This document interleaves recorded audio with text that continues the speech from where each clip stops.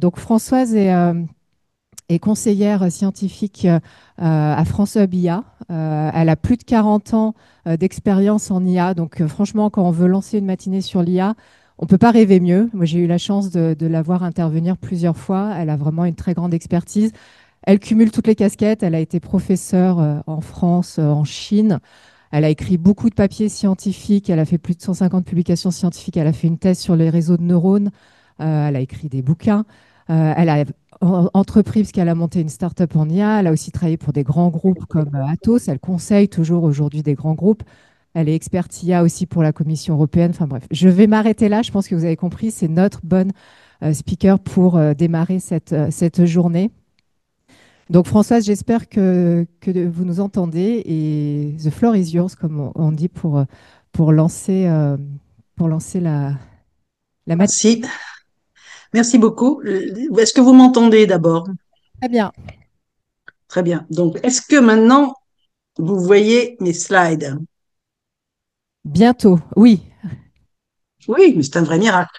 Donc, je suis un vrai expert là, si j'arrive à projeter un slide. Donc, merci pour l'introduction et vraiment désolé Alors, je fais un truc fou, je le mets en plein écran.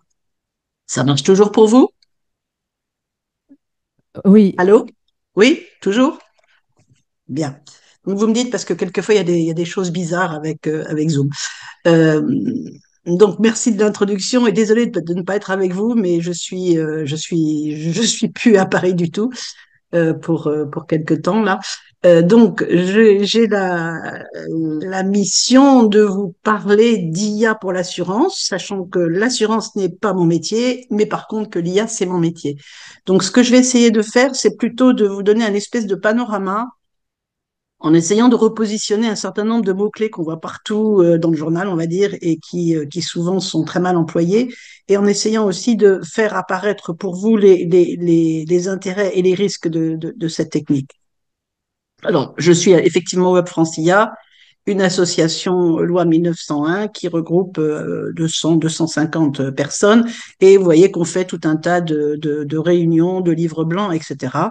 Donc, un certain nombre des thèmes dont je vais parler aujourd'hui, en fait, vous pourrez les trouver dans des livrables qui sont disponibles sur notre site.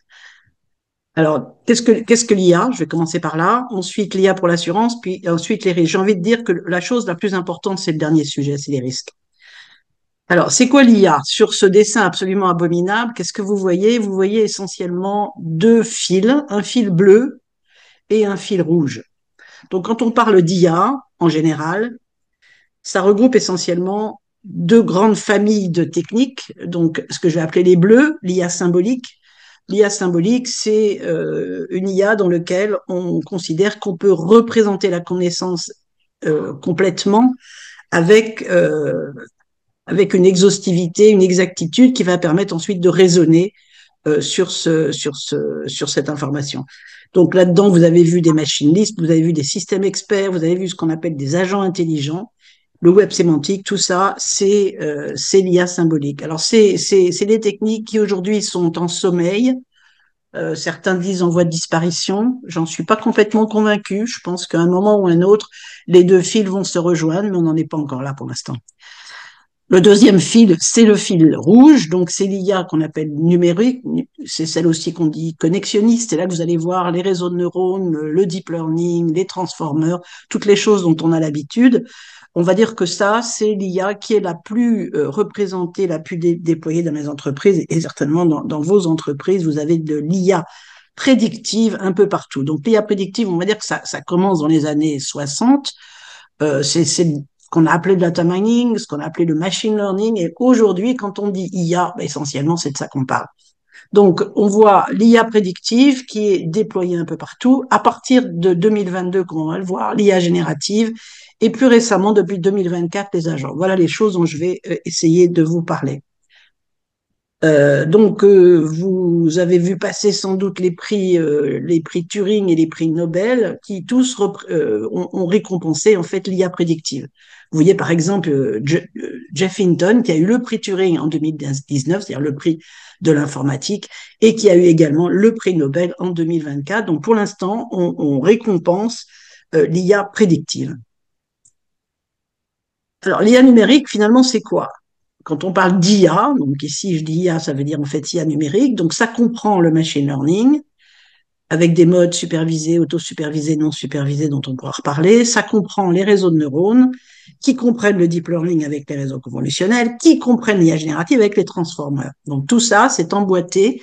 On ne peut pas faire d'IA générative LLM, les Large Language Models, sans transformers, qui sont des réseaux de neurones qui font partie et qui sont entraînés avec des principes du machine learning. Donc tout ça, c'est toute une famille de techniques. C'est ça qui aujourd'hui est le sujet de notre séance. Un nouveau domaine qui est en train d'émerger, qui émerge à toute vitesse, c'est ce qu'on appelle les agents et l'agentique, avec des propriétés très particulières d'autonomie, d'interaction avec l'environnement, de raisonnement, d'action. Donc vraiment des sujets très très nouveaux qui vont, je pense, bouleverser beaucoup le paysage dans les quelques années à venir. Alors, de 1990 à 2022, vous avez vu l'IA prédictive, très certainement, déployée largement dans l'assurance. Et là, il s'agissait absolument, probablement exclusivement de machine learning. Donc là, au début, en collaboration, bien sûr, avec les actuaires, avec ensuite, à partir, vous voyez, on va dire 2019-2020, une croissance des performances absolument fabuleuse dans tout ce qui concerne le traitement des images, la compréhension du langage, la compréhension de la parole, c'est pareil. Donc toutes ces choses-là, c'est des performances qui croissent très très fort. Et vous voyez qu'à partir de 2022, la plupart de ces systèmes-là, hein, donc avec des benchmarks bien connus, vous retrouverez tout ça dans un document qui s'appelle l'AI Index de Stanford, dont je vous recommande la lecture, où il y a énormément de choses intéressantes. Tous ces systèmes, en fait, se mettent à battre les humains. C'est-à-dire qu'aujourd'hui, on a des systèmes, alors des systèmes de perception essentiellement, qui sont basés en général sur des réseaux convolutionnels, donc du deep learning. Et tout ça, ça donne des systèmes qui sont plus forts que l'humain, en tous les cas sur les benchmarks qui sont indiqués ici. Vous en avez sans doute relativement peu d'applications dans l'assurance, puisque vous traitez sans doute relativement peu de ces domaines, hein, image, parole. L'intérêt de tout ça, c'est que ça ouvre en quelque sorte le machine learning vers des techniques qui sont capables de manipuler autre chose que les données habituelles, c'est-à-dire du texte, de la parole, de l'image, de l'audio, de la vidéo. Donc tout d'un coup, toutes ces données qu'on appelle non structurées deviennent accessibles à des techniques avec des performances qui, comme vous le voyez, sont assez remarquables. Alors, donc, qu'est-ce qui s'est passé en 2022? Bah, très exactement à Noël 2021. Vous, je sais pas ce que vous avez fait sous votre sapin de Noël. Moi, j'ai joué avec ChatGPT qui venait de sortir. Donc, ChatGPT sort de chez OpenAI. À partir de ce moment-là, c'est le lancement de l'IA générative. Donc, l'IA prédictive qui était déployée jusqu'en 2022, qui continue à l'être, bien entendu, est maintenant complémentée avec l'IA générative. Et là, la question, c'est quels doivent être les nouveaux usages de l'IA générative pour l'assurance? Est-ce qu'il y en a? On va le voir. Et maintenant, à partir de 2024, on a les agents qui arrivent. Et là, je crois que la question, elle est encore tout à fait ouverte. Quels pourraient être les nouveaux usages pour l'assurance? Alors, il y a un sujet qui est assez important, c'est le sujet des utilisateurs de l'IA. Vous voyez que euh, chez vous, toutes les applications d'IA prédictives qui sont déployées, elles ont été produites, on va dire, par des utilisateurs experts, donc les fameux data scientists. C'est consommé soit par vos collaborateurs, soit par vos clients, en tous les cas par du grand public. Mais ce ne sont pas ces consommateurs-là qui ont la main directement sur la production de ces systèmes-là, bien sûr. Les tâches qui sont remplacées sont souvent des tâches à faible valeur ajoutée, c'est-à-dire on va essayer d'utiliser ces systèmes-là pour les déployer dans des applications euh, qui, euh, qui, euh, qui coûtent beaucoup parce qu'elles sont répétitives, parce qu'elles sont pas très intéressantes, parce que etc. Mais qui sont pas forcément très très très très importantes. Ça peut être le cas aussi d'applications dans lesquelles vous voulez un effet de masse. Donc, vous avez une application qui va traiter massivement beaucoup de dossiers, par exemple, de dossiers clients, de demandes de remboursement, de demandes en gestion des sinistres. L'IA générative, c'est un peu différent. Il y a des utilisateurs experts, il y en a quelques-uns, mais finalement, ce qu'on voit, c'est que l'IA générative, c'est essentiellement le fait de très grosses entreprises, hein, OpenAI, Meta, etc. Il y a quelques startups françaises notamment hein, qui tirent leur épingle du jeu, comme on va le voir plus tard. Mais c'est vraiment des data scientists un peu particuliers, même très particuliers.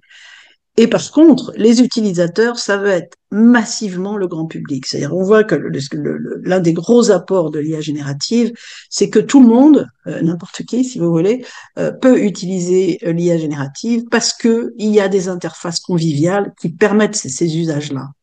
Donc, c'est pour ça qu'on a vu un déploiement absolument massif, extrêmement rapide de l'IA générative. C'est probablement l'un des domaines dans lesquels la croissance de la base d'utilisateurs a été la plus rapide. Hein. En quelques mois, ChatGPT avait atteint des millions d'utilisateurs. Donc ça, c'est une des particularités de l'IA générative, avec aussi le risque qui est lié à ça. C'est-à-dire que comme tout le monde peut s'en emparer très facilement avec des interfaces conviviales, eh bien tout le monde peut faire n'importe quoi. Et c'est un petit peu le problème qui se passe. Alors les tâches remplacées, là, peuvent être des tâches en fait à forte valeur ajoutée, avec des remplacements ou des complémentations sur des tâches très pointues qui pouvaient être le domaine d'experts sur ces tâches. Donc là, l'emploi de l'IA générative va être très différent. Maintenant, pour les agents qui sont en train d'arriver, ce sera un peu pareil. Il y aura des experts qui vont faire les applications agentiques et très probablement, si en tout cas les interfaces sont au rendez-vous, le grand public pourra remplacer. Maintenant, quelles seront les tâches qui seront remplacées? Ben, je crois qu'aujourd'hui, on n'a pas encore une idée très claire. On voit une multitude d'applications dans lesquelles les agents peuvent effectivement avoir des résultats intéressants pour plusieurs raisons. D'abord parce qu'ils sont capables d'interagir avec l'environnement, donc de recevoir des informations, d'en déduire ce qu'il y a à faire ensuite, c'est-à-dire qu'ils sont capables de raisonner sur la succession des actions à entreprendre. Donc, un domaine à suivre qui est vraiment en pleine explosion aujourd'hui dans les entreprises. Alors, pour l'assurance, d'abord, la première chose, c'est de voir que l'IA s'est très largement répandue dans les secteurs très numérisés. Vous voyez, dans le document, dans le schéma de la droite hein, qui vient de McKinsey, vous avez d'une part un indice digital, c'est-à-dire à quel point votre entreprise est numérisée, et avec des Y, un indice d'IA, quelque chose qui mesure qui vous donne une note d'IA, on va le dire, donc un score. Et vous voyez que, bien sûr, les entreprises les plus numérisées, les high-tech, les télécoms et les services financiers dont vous faites partie, qui sont très numérisés, sont aussi parmi ceux qui ont un très bon indice IA, contrairement, par exemple, au tourisme qui n'est pas numérisé et qui ne fait pas d'IA, pour le dire très vite. Alors, bien entendu, tous ces schémas-là sont en évolution très rapide. Ce dessin-là vient de 2023, donc on peut dire que c'est un dessin presque antique à la vitesse à laquelle la technologie bouge. À gauche, on voit ici, toujours de chez McKinsey, l'adoption de l'IA. Donc là c'est l'IA, on va dire, globale. Bah, là, c'est l'IA prédictive. Hein. Bah, en gros, on était à 50% d'adoption, quoi, à peu près. Hein. Et puis tout d'un coup, à partir de 2023, l'IA générative commence à se déployer et vous voyez que là, ça fait bondir le taux d'adoption de l'IA. Donc aujourd'hui, il y a une adoption de l'IA prédictive qui est assez stable, on va le dire, mais une IA générative qui rentre dans le jeu et qui augmente fortement le taux d'adoption de l'IA. Ce qui fait qu'aujourd'hui, l'IA prédictive qui reste complètement majoritaire dans le stock des applications IA déployées, évidemment, selon les fonctions métiers, vous avez aujourd'hui dans vos entreprises essentiellement de l'IA prédictive et je dirais probablement très peu de réseaux de neurones, du machine learning très très pur et dur. On peut dire que aujourd'hui on aurait en gros à l'été 2025, en gros 80% d'IA prédictive, 20% d'IA générative et presque rien du tout dans les agents qui sont en train de rentrer. Donc l'IA générative est entrée sur le terrain de l'IA. On a un taux d'adoption qui est probablement de 20 à 30% en France, 31% en Europe, 40% en Amérique du Nord.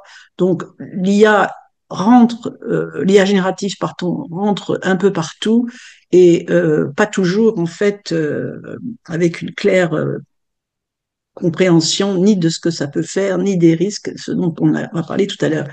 Alors vous voyez aussi que ici en bleu vous avez l'adoption de l'IA par fonction.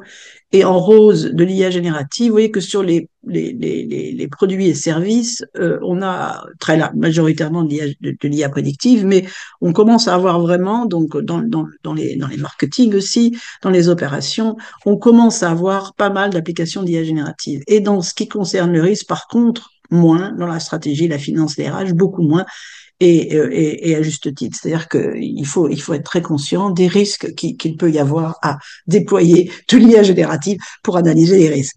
On va en reparler.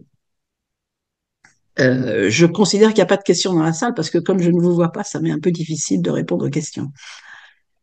Alors, l'IA dans l'assurance, il y a deux choses. D'une part, ce schéma à gauche.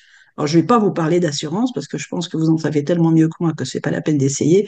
Mais je pense que ce diagramme du BCG, donc, qui explique la répartition de la valeur générée par l'IA, à la fois en réduction des coûts et en augmentation des revenus, hein, c'est essentiellement, ça se voit essentiellement dans ces trois applications, donc la souscription, le service client et la gestion des sinistres. Donc c'est là que vous allez essentiellement vous positionner pour vraiment tirer de la valeur. Ce qui est intéressant ici, probablement, alors quand j'ai dit tout à l'heure la valeur générée par l'IA, on a l'habitude de dire que l'IA prédictive en particulier, ça commence toujours par éliminer les coûts. C'est-à-dire que vous allez passer à la paille de fer vos coûts en déployant des applications d'IA prédictive qui vous éliminent les coûts, comme je le disais, de tâches répétitives à faible valeur ajoutée qui peuvent être assez facilement automatisées. Donc là, le terme, c'est vraiment l'automatisation. Ensuite, vous allez avoir les gains de revenus. Et là, comment ça va se faire? Ça va se faire essentiellement par soit l'amélioration d'un service existant, soit la création d'un nouveau service. Alors, par exemple, dans la souscription, vous avez des tas de documents qu'il faut regarder. Il faut vérifier les cartes d'identité, il faut vérifier que les différents documents qu'on vous fournit sont corrects. Il peut y avoir de la fraude, bien sûr. Et donc, ça se fait manuellement, mais ça peut se faire également de façon assez automatisée, assez améliorée par des traitements justement de reconnaissance par vision de documents. Dans la gestion des sinistres, vous pourriez imaginer des applications dans lesquelles vous avez des images de voitures accidentées, par exemple, qui seraient traitées automatiquement, et on verra tout à l'heure comment, pour détecter des choses. Alors, dans les usages de l'IA, bah, comme moi, ce n'est pas mon sujet, j'ai demandé à une IA qui s'appelle Le Chat, une société française qui s'appelle Mistral. On dira tout à l'heure pourquoi peut-être une société française. Et voilà les thèmes qu'il m'a donnés. Il m'en a donné 10 parce que je lui en ai donné 10.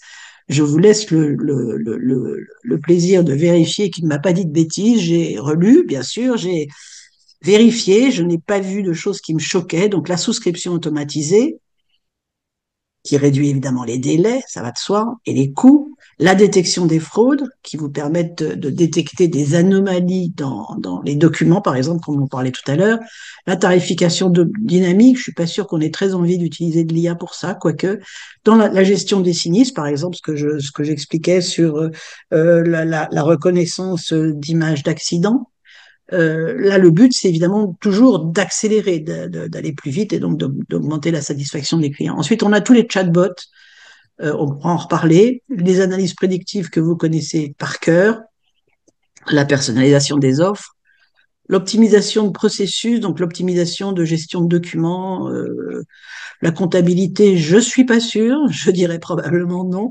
La conformité réglementaire peut peut-être un sujet intéressant. Ensuite, tout ce qui est l'analyse des données non structurées, donc tout ce qui est l'analyse automatique d'emails, les rapports, les images, etc., pour extraire des informations, pour en faire des résumés, pour en faire des synthèses, pour trouver des tendances dans ces documents. Et de façon générale, l'amélioration de l'expérience client, puisque vous pouvez, avec des IA génératives notamment, mettre en place des instruments comme des chatbots qui vont donner des services aux clients 24 heures sur 24, avec des risques, malheureusement, dont on va parler ensuite. Donc, beaucoup d'applications, hein, je les liste là, vous les connaissez certainement beaucoup mieux que moi, beaucoup d'applications avec probablement 3 domaines principaux qui vont tirer, dit BCG, 90% de la valeur. Donc ça veut dire que probablement il y a des domaines où vous allez peut-être pas avoir envie d'aller. Je lisais ce matin un texte qui reportait une conférence de Aldrich Zappalini du Crédit Agricole qui disait si le coût des erreurs. Si le risque est trop important, il faut pas aller, il faut pas déployer de l'IA. Donc j'ai envie de dire que ça c'est un des points importants. Allez où se trouve la valeur et n'allez pas déployer dans des domaines dans lesquels la valeur attirée entre guillemets de l'IA n'est pas très importante. On en reste toujours au même point. On ne déploie l'IA que si vraiment ça a de la valeur, sinon c'est pas la peine. Alors un dernier point qui est vraiment fondamental. Là c'est un document de McKinsey. C'est qu'il faut former massivement à l'IA. Et là, c'est du reskilling. Il ne s'agit pas de former des experts en IA, c'est vraiment pas le sujet. Il faut former des gens qui vont savoir utiliser l'IA parmi vos collaborateurs. Donc, vos collaborateurs devraient tous avoir une formation ou des formations progressives d'ailleurs, qui s'appuient complètement sur leur métier, sur ce qu'ils font et qui vont les aider à utiliser l'IA. Moi, je dis souvent, l'IA, c'est un marteau, il faut savoir s'en servir. Voilà, donc c'est tout. Vous devez apprendre à vos collaborateurs comment se servir de l'IA.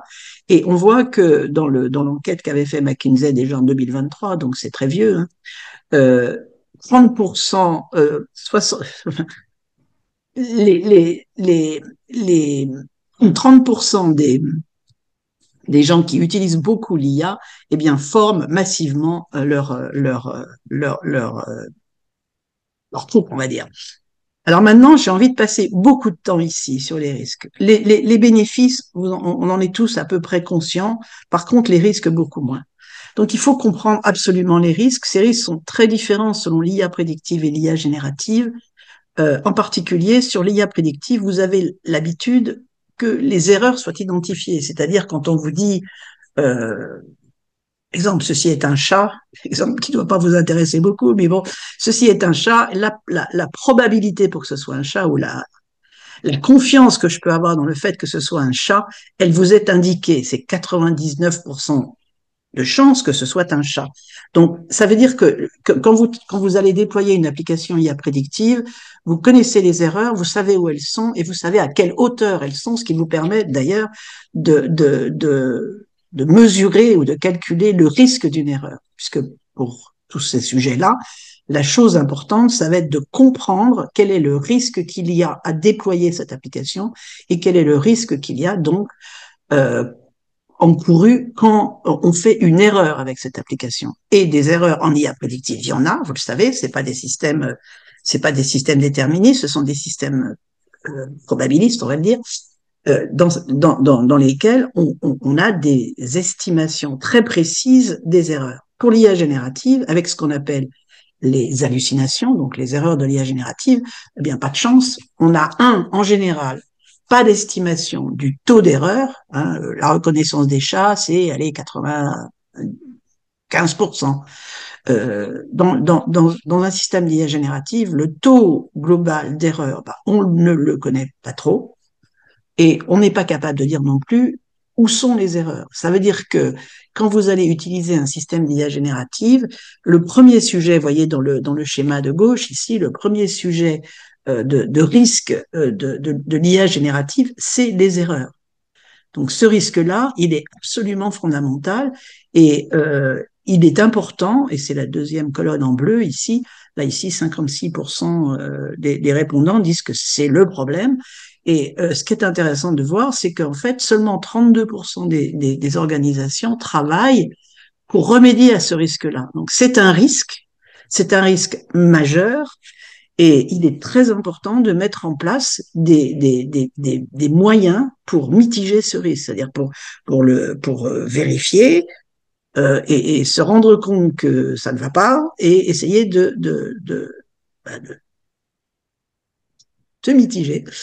Euh, le problème, c'est que pour faire ça, la plupart des gens, ne le font pas, mais surtout pour faire ça, il va falloir être capable de vérifier tout ce qui est produit par l'IA générative.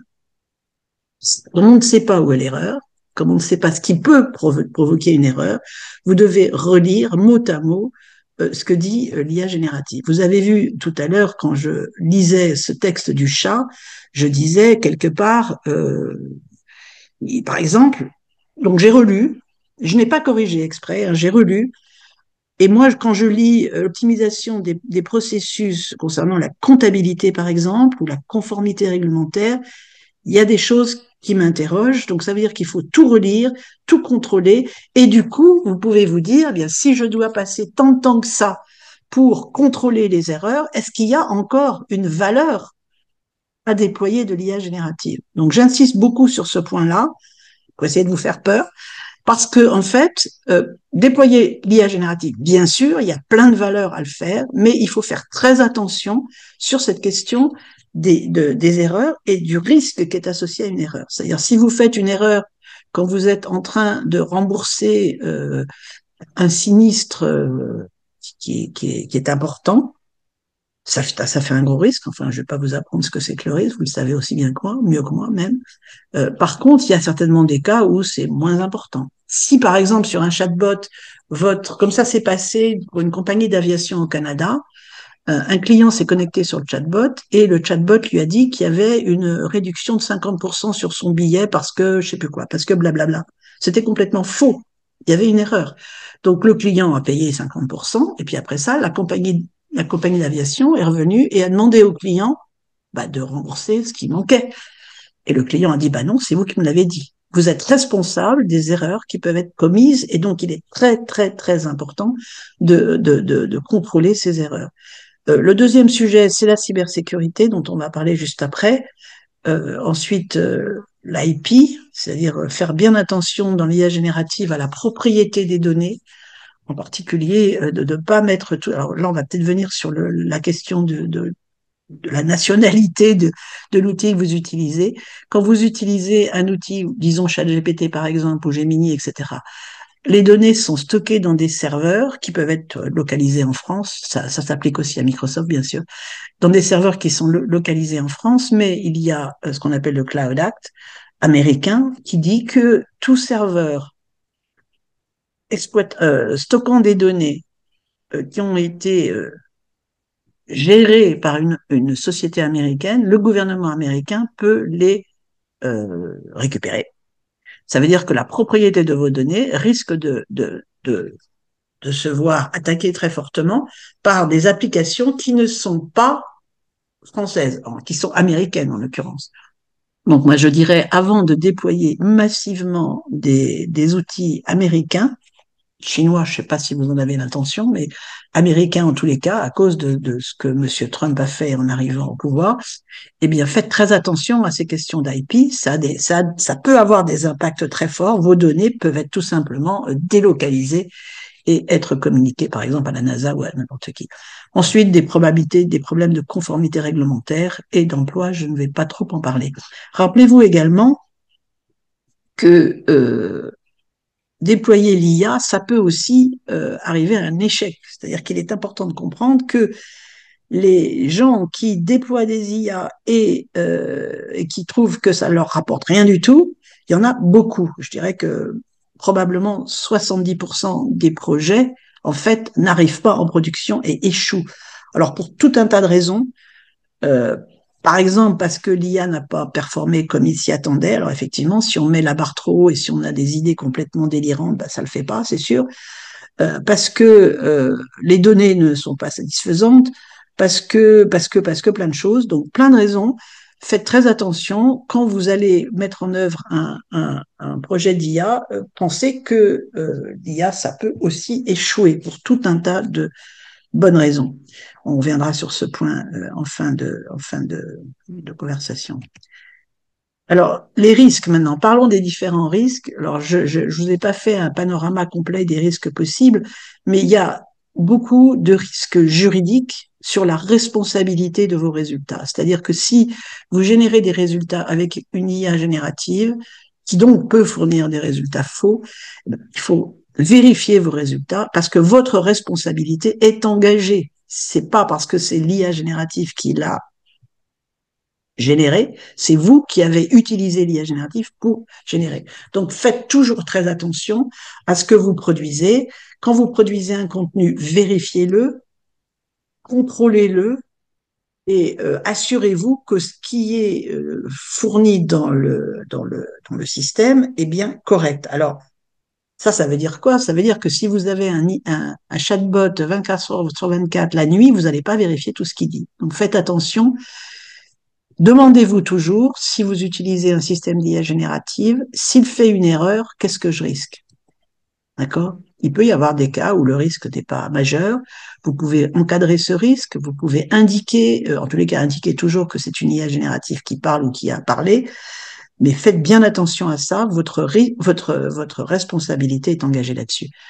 Ensuite, sur les données que vous trouvez sur le web, vous allez trouver plein de données, en particulier des fakes. Et si vous utilisez des données comme ça, fake, eh bien, encore une fois, votre responsabilité est engagée. On n'a pas aujourd'hui de techniques qui permettent de détecter de façon systématique le contenu généré. Et donc là, je vous ai mis un petit dessin idiot qui sort d'une image que j'avais fait pour je sais pas quoi. Indiquez toujours que vous avez produit un contenu avec de l'IA générative. Au moins, ne vous cachez pas derrière ça. Alors, ce sera en particulier une obligation dans le cadre de l'AI Act, mais c'est des choses absolument fondamentales. Deuxième point, les risques environnementaux. Donc, les risques environnementaux, vous avez ici le coût de l'entraînement du modèle.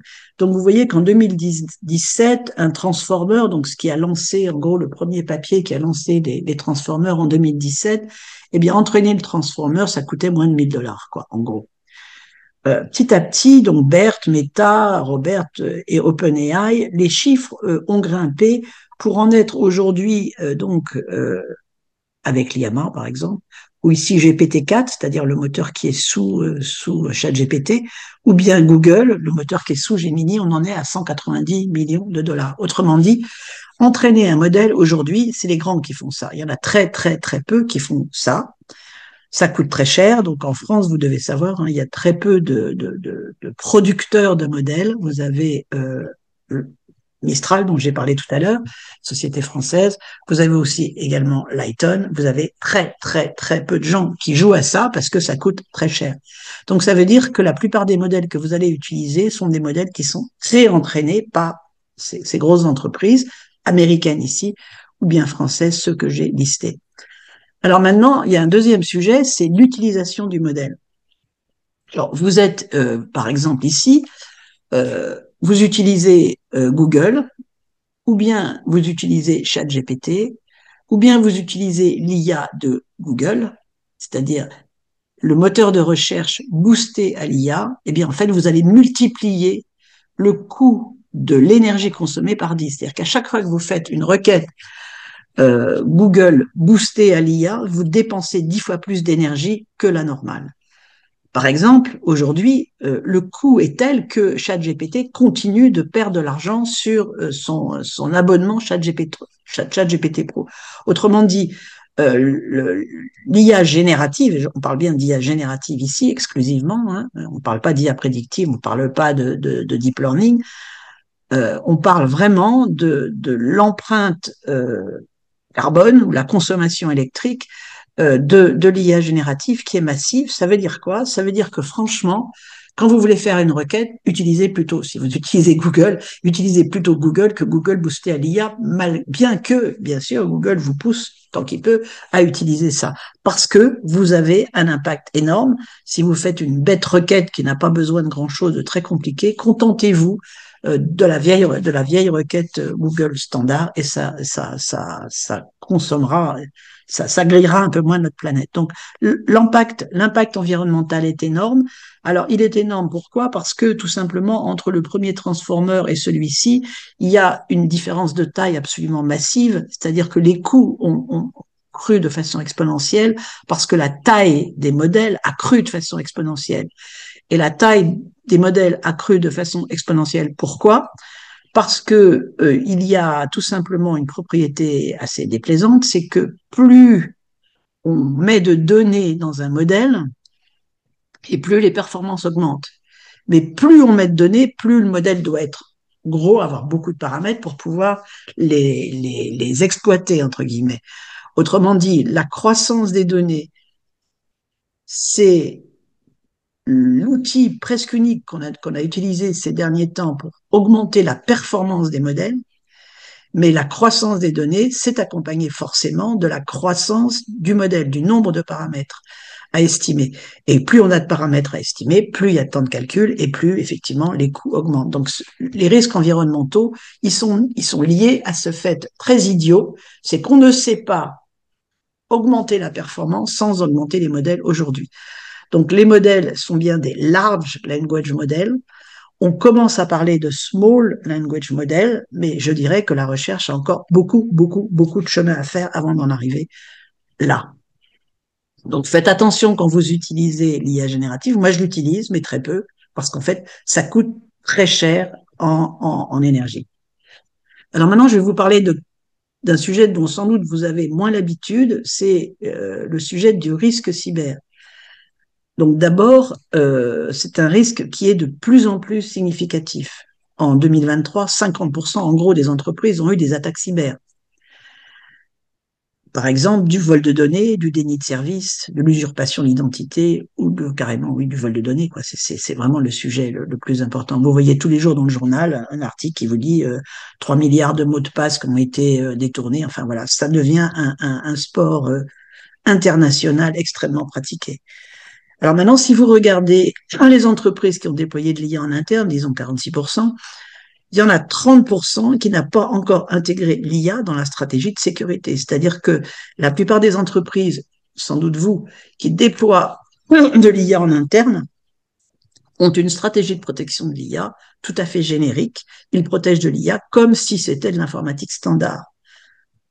La cybersécurité, c'est le second risque qui est identifié pour l'IA générative, comme on l'a vu tout à l'heure. Alors, je vais vous donner quelques exemples.